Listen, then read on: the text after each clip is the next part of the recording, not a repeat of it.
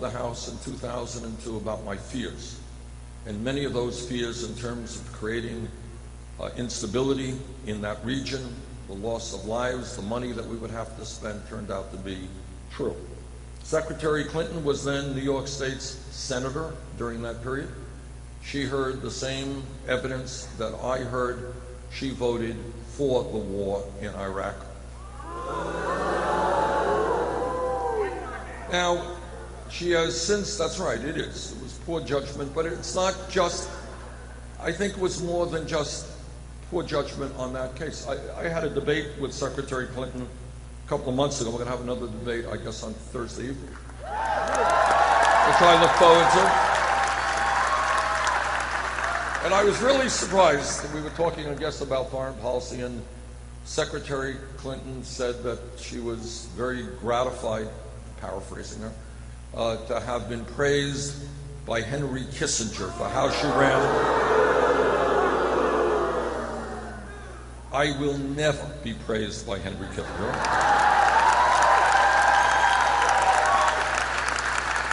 But if your judgment on foreign policy is that you think it is a good thing to be praised by Henry Kissinger, well, you know, I happen to think that Kissinger was one of the most destructive secretaries of state in American history.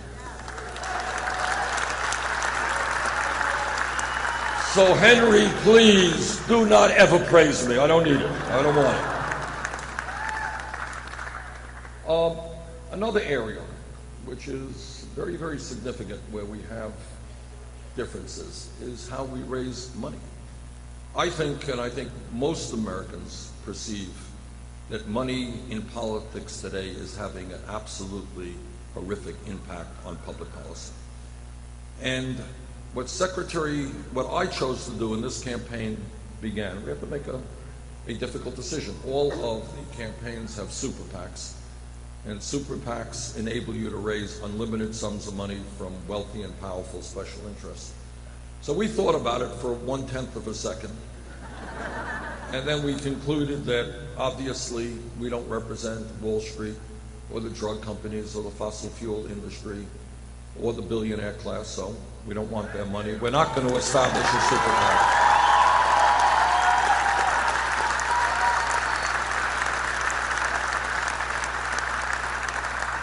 Secretary Clinton chose to go another route. She established not one super PAC, but several super PACs. And they are out raising all kinds of money from all kinds of special interests. And in the last financial report that she filed for a major super PAC, turns out that she raised $15 million from Wall Street and millions more from other special interests. Now, you know, every politician, Republican, Democrat, always says that, yeah, I receive millions of dollars from these special interests. Won't impact me. So I think, you know, we can say whatever we want about Wall Street, and I will tell you my views on Wall Street in a moment. But they're not dumb.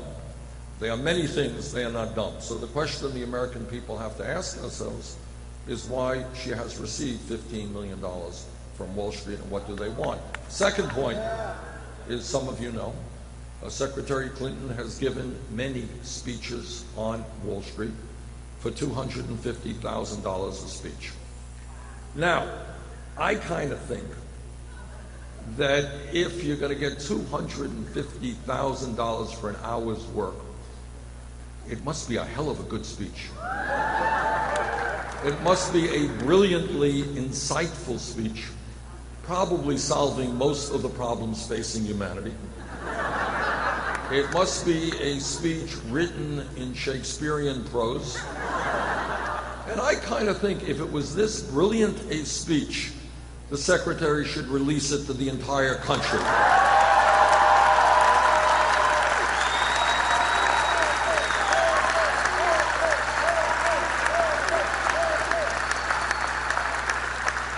Now, Secretary Clinton has said, well, she will release the speech, the transcript, if other people do it. Are you ready for a dramatic announcement? Here it is. That's right. All right. I am prepared at this moment to release all of the transcripts of all of the speeches that I gave on Wall Street. You all ready? Shh, you got it. There it is.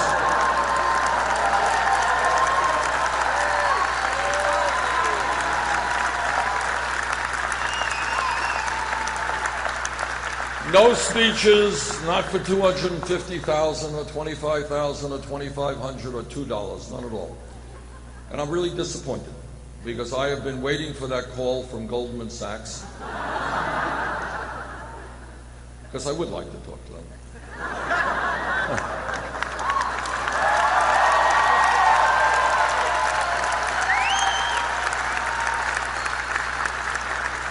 What I would tell them if they were so kind as to invite me for free, don't want a nickel, and that is that their greed and their recklessness and their illegal behavior caused massive suffering in this country, bringing us into the worst economic downturn since the Great Depression.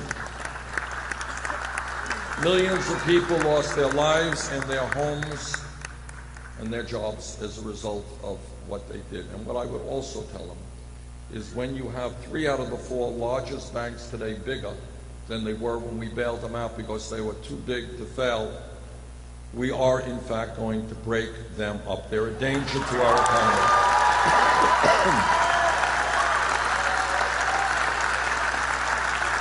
And they're a danger to our economy not just because of the possibility of another bailout if they collapse, but because the concentration of wealth and power on Wall Street is just too great. You got the 6 largest financial institutions having assets of about equivalent to 58% of the GDP of this country. They issue 6 large financial institutions issue 2/3 of the credit cards and 1/3 of the mortgages in this country. So when you have a handful of financial institutions with that much economic and political power, I think it is a danger to this economy and to the kind of financial services that we need in this country.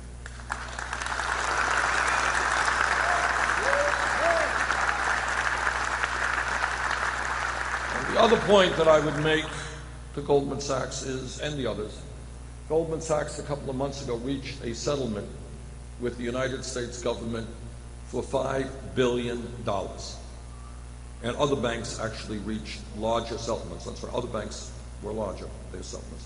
And the reason for these settlements were obvious, and that is that Goldman Sachs and the other banks were selling packages of subprime mortgage loans that were worthless, and they knew that they were worthless. So they were cheating investors, cheating the American people. Now, what happened is, after this huge settlement, $5 billion, how many of these guys went to jail?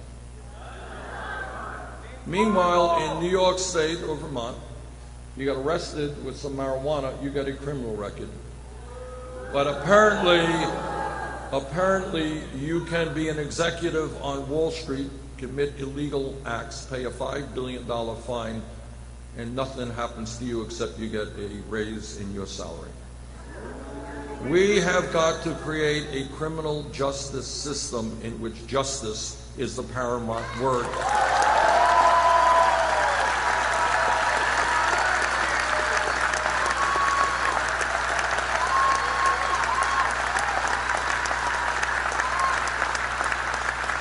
And let me say another word while we're on criminal justice, which is an issue that we have got to deal with. We have more people in jail today than any other country on earth, 2.2 million people. We're spending $80 billion a year locking up fellow Americans. People in jail are largely disproportionately African American, Latino, Native Americans. So, here's what we have got to do. Shame is the right word. Shame is the right word.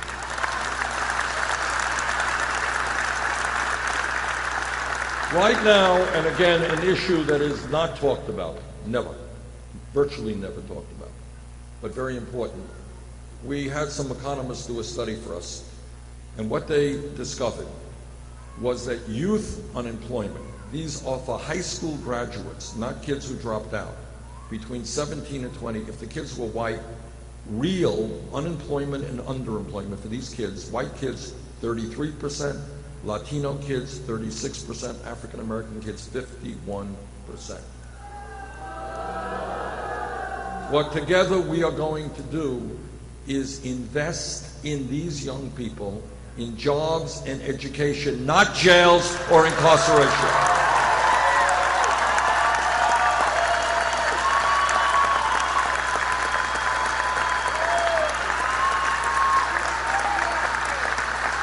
Think of an America where these kids are in school or doing constructive work, not hanging out on street corners.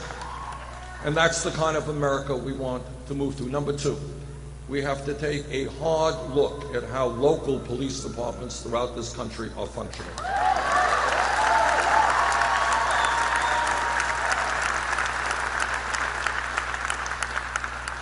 I am tired, and I believe most of you are tired, of seeing videos on TV of unarmed people, often minorities, being shot and killed by police officers.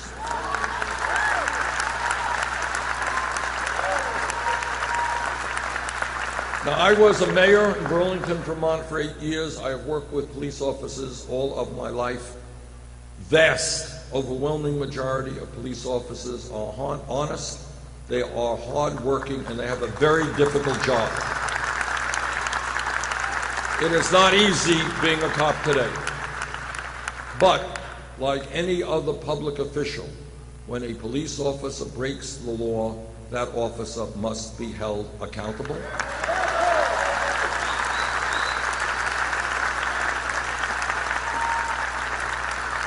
We have got to demilitarize local police departments.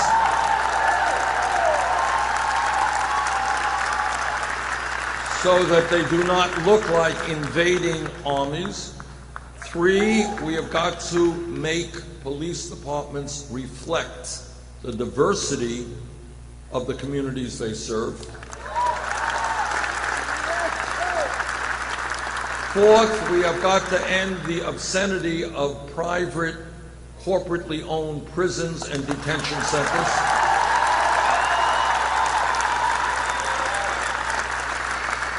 Corporations should not be making profits by imprisoning fellow Americans.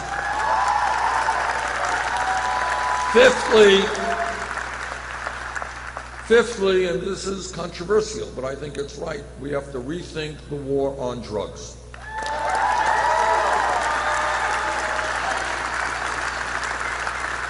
Too many Americans, in fact millions of Americans over the last 30 years, have criminal records because of possession of marijuana. Today, under the Federal Controlled Substance Act, marijuana is listed as a Schedule I drug alongside of heroin.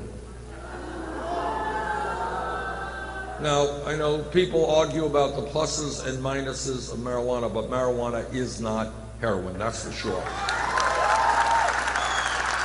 And that is why I've introduced legislation to take marijuana out of the Federal Controlled Substance Act.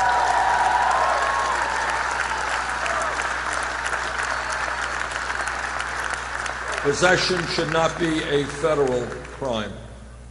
Further, when we talk about drugs, everybody here knows that this country today is experiencing an epidemic of heroin and opiate addiction, that every single day people are dying of overdoses. This is a major national crisis. I believe the most effective way to address that crisis is to recognize that addiction and substance abuse is not a criminal issue, it is a health issue.